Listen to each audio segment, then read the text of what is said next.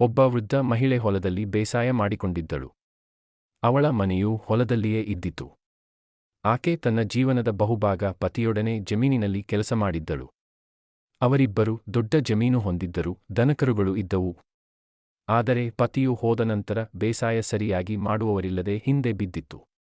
ಬರಬರುತ್ತಾ ಮಹಿಳೆಯ ಜೀವನ ಕಠಿಣವಾಗಿತ್ತು. ವಯೋಮಾನದ ಕಾರಣ ಅವಳ ಮೊಣಕಾಲು, ಮಂಡಿ ನೋಯುತ್ತಿದ್ದವು. ಅದರಿಂದಾಗಿ ಆಕೆ ಸಾವಕಾಶವಾಗಿ ನಡೆಯುತ್ತಿದ್ದಳು. ಮಹಿಳೆಯೊಡನೆ ಅವಳ ಮಗಳು ಹಾಗೂ ಅಳಿಯ ಇದ್ದರು. ಆದರೆ ಅವರು ದುಡಿಯದೆ ಆಲಸಿಯಾಗಿದ್ದರು. ಅಲ್ಲದೆ ಮಗಳು ಈಗ ಬದಲಾಗಿದ್ದಳು. ಈಗಲೀಗ ಅವಳು ಬಹುಬೇಗನೆ ತನ್ನ ಸಹನಶಕ್ತಿ ಕಳೆದುಕೊಳ್ಳುತ್ತಿದ್ದಳು, ಸಿಟ್ಟು ಬೇಗನೆ ಬರುತ್ತಿತ್ತು. ಅಳಿಯ ಕೆಲಸ ಮಾಡದೆ ಮನೆಯಲ್ಲಿ ಹೆಚ್ಚು ಕಾಲ ಮಲಗಿರುತ್ತಿದ್ದ, ಮನೆ ನಡೆಸಲು ವೃದ್ಧ ಮಹಿಳೆಯೇ ದುಡಿಯುತ್ತಿದ್ದಳು. ಆದರೆ ಅವಳಿಗೆ ದಣಿವು ಬಹಳವಾಗುತ್ತಿತ್ತು.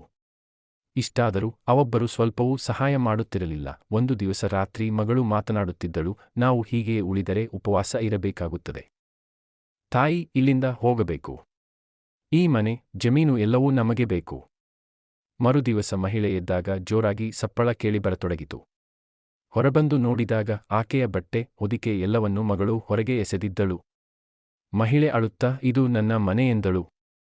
ಆದರೆ ಮಗಳು ಅವಳತ್ತ ನೋಡದೆ ಇಂದಿನಿಂದ ಇದು ನಮ್ಮ ಮನೆ ಎಂದು ದಡಾರನೆ ಬಾಗಲು ಹಾಕಿಕೊಂಡಳು. ಮಹಿಳೆ ಸಾಯಂಕಾಲದವರೆಗೆ ಅಳುತ್ತಾ ಮೆಟ್ಟಿಲ ಮೇಲೆ ಕುಳಿತಿದ್ದಳು. ಆದರೆ ಮಗಳು ಅಳಿಯನಿಗೆ ಕರುಣೆ ಬರಲಿಲ್ಲ. ಕತ್ತಲೆಯಾದ ಮೇಲೆ ಮಹಿಳೆ ಅಲ್ಲಿಂದ ಎದ್ದು ಹೊರಟಳು. ಇವರಿಬ್ಬರಿಗೂ ತಿಳಿಯದ ವಿಷಯವೊಂದಿತ್ತು.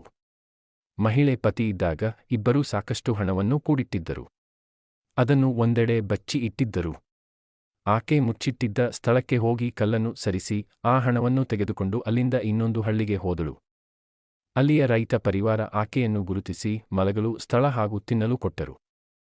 ಮರುದಿವಸ ವೃದ್ಧ ಮಹಿಳೆ ಎದ್ದ ಕೂಡಲೇ ಅವರಿಗೆ ಇಲ್ಲಿ ಯಾವುದಾದರೂ ಪುಟ್ಟ ಜಮೀನು ಮಾರಲು ಇದೆಯೇ ಎಂದು ಕೇಳಿದಳು. ಆಗ ರೈತ ದಂಪತಿಗಳು ಇದೆ ಎಂದರು. ಆಕೆ ಆ ಜಮೀನನ್ನು ಕೊಂಡುಕೊಂಡಳು. ಊರ ನೆರೆಹೊರೆಯವರು ಅವಳಿಗೆ ಗಟ್ಟಿಮುಟ್ಟಾದ ಮನೆ ಕಟ್ಟಲು ಸಹಾಯ ಮಾಡಿದರು. ಆಕೆ ಜಮೀನಿನಲ್ಲಿ ಗೊನೆ ಜೋಳ ಹಾಕಿ ಕೋಳಿಗಳನ್ನು ಸಾಕಿದಳು. ಪ್ರತಿ ದಿವಸ ಅವಳಿಗೆ ಒಬ್ಬ ಹುಡುಗ ಸಹಾಯ ಮಾಡುತ್ತಿದ್ದ. ಇತ್ತಲ ಅಳಿಯ ಮಗಳು ದಿನಗಳೆದಂತೆ ಬಡವರಾಗುತ್ತಾ ಸಾಗಿದ್ದರು.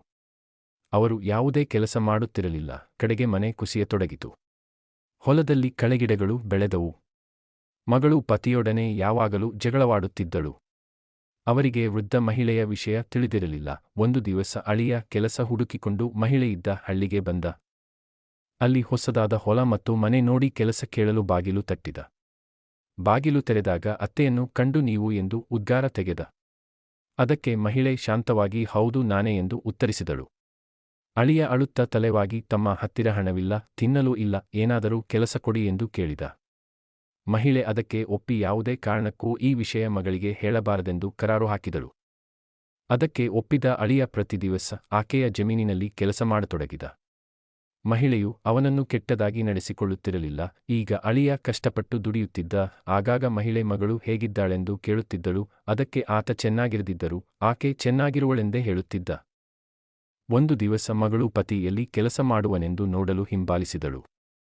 ಆತ ಆ ಹೊಸ ಜಮೀನಿನಲ್ಲಿ ಕೆಲಸ ಮಾಡುವುದು ನೋಡಿ ಆಶ್ಚರ್ಯವಾಯಿತು. ಅವಳು ಮನೆಯ ಕಡೆ ನಡೆದಾಗ ಅಲ್ಲಿ ತನ್ನ ತಾಯಿಯನ್ನು ನೋಡಿ ತಡೆಯದಷ್ಟು ರೋಷ ಬಂದಿತು. ಆಕೆ ಕೋಪದಿಂದ ನಾವು ಅಷ್ಟು ಕಷ್ಟದಿಂದ ಇದ್ದೇವೆ, ನೀನಿಲ್ಲಿ ಅದು ಹೇಗೆ ಸುಖವಾಗಿರುವೆ ಎಂದು ಜಗಳವಾಡಿದಳು. ಮಹಿಳೆ ಆಕೆಯ ಕೈಗೆ ಕೆಲವಷ್ಟು ನಾಣ್ಯಗಳನ್ನು ಕೊಟ್ಟು ಬಾಗಿಲು ಹಾಕಿಕೊಂಡಳು. ಕೈಗೆ ಬಂದ ಹಣವನ್ನು ಅಳಿಯ ಮಗಳು ಕೆಲವೇ ದಿನಗಳಲ್ಲಿ ಖರ್ಚು ಮಾಡಿದರು. ಕಡೆಗೆ ಮನೆ ಹೊಲವನ್ನು ಮಾರಿದರು. ತಾಯಿ ಹೋದ ನಂತರ ಹೊಸ ಮನೆ ಜಮೀನು ತಮಗೆ ಸಿಗುವುದೆಂಬ ಭ್ರಮೆಯಲ್ಲಿ ಇಬ್ಬರೂ ಇದ್ದರು. ಆದರೆ ವೃದ್ಧ ಮಹಿಳೆ ಆಗಲೇ ಇದರ ಬಗ್ಗೆ ಒಂದು ನಿರ್ಣಯ ಕೈಗೊಂಡಿದ್ದಳು. ಅದಾಗಲೇ ಆಕೆ ಮನೆ ಹಾಗೂ ಜಮೀನು ತನ್ನೆಲ್ಲ ಆಸ್ತಿಯನ್ನು ಸಹಾಯ ಮಾಡುತ್ತಿದ್ದ ಹುಡುಗನ ಹೆಸರಿಗೆ ಮೃತ್ಯಪತ್ರ ಬರೆದಿದ್ದಳು. ತನ್ನ ಮಗಳಿಗೆ ಒಂದು ಚಿಕ್ಕಾಸು ಕೊಡಬಾರದೆಂದು ತಿಳಿಸಿದ್ದಳು. ಮುಂದೊಂದು ದಿವಸ ಆಕೆ ಮೃತಳಾದಳು. ಹಳ್ಳಿಯ ಜನ ಗೌರವದಿಂದ ಆಕೆಯ ಅಂತ್ಯ ಸಂಸ್ಕಾರ ಮಾಡಿದರು. ಮಹಿಳೆಯ ಆಸೆಯಂತೆ ಎಲ್ಲ ಆಸ್ತಿ ಹುಡುಗನಿಗೆ ಸಿಕ್ಕಿತು. ವಿಷಯ ತಿಳಿದ ಮಗಳು ಅಳಿಯ ಹಕ್ಕು ಸ್ಥಾಪಿಸಲು ಬಂದಾಗ ಊರಜನ ಅವರಿಗೆ ಎಲ್ಲ ವಿಷಯ ತಿಳಿಸಿ ಮನೆ ಜಮೀನು ಎಲ್ಲವೂ ಹುಡುಗನದೆಂದು ತಿಳಿಸಿದರು. ಅದನ್ನು ಕೇಳಿ ಅವರಿಬ್ಬರೂ ಅವಮಾನದಿಂದ ತಲೆ ತಗ್ಗಿಸಿಕೊಂಡು ಹಳ್ಳಿಯಿಂದ ಹೊರಟ ಹೋದರು. ಮತ್ತೆ ಅವರೆಂದಿಗೂ ಯಾರಿಗೂ ಕಾಣಸಿಗಲಿಲ್ಲ. ಗೆಳೆಯರೇ, ನಿಮ್ಮ ಸ್ನೇಹಿತರು ಯಾರೇ ಆಗಲಿ ನಿಮ್ಮನ್ನು ಕಡೆಗಣಿಸಿದಾಗ, ಅಗೌರವದಿಂದ ಕಂಡಾಗ ನೀವು ಮತ್ತೆ ಮೇಲೇಳಬಲ್ಲಿರಿ. ನಿಮ್ಮ ಬೆಲೆ ನಿಮ್ಮನ್ನು ಅಗೌರವದಿಂದ ಕಾಣುವವರಿಂದ ನಿರ್ಧಾರ ಆಗುವುದಿಲ್ಲ, ನಿಮ್ಮ ಧೈರ್ಯದಿಂದ, ಆತ್ಮಗೌರವದಿಂದ ಮತ್ತು ನಿಮ್ಮ ಜೀವನವನ್ನು ಮತ್ತೆ ಕಟ್ಟಿಕೊಳ್ಳುವುದರಿಂದ ಬರುತ್ತದೆ. ನೀವು ನಿಮ್ಮ ಜೀವನವನ್ನು ಮತ್ತೆ ಕಟ್ಟಿಕೊಳ್ಳಬಹುದು. ಕರುಣೆ ಬೆಳೆಯುತ್ತದೆ. ದುರಾಸೆ ನಾಶ ಮಾಡುತ್ತದೆ. ನಿಮ್ಮ ಶಕ್ತಿ, ಧೈರ್ಯದಿಂದ ನಿಮ್ಮದೇ ಮಾರ್ಗ ನೀವು ಕಂಡುಕೊಳ್ಳಿ.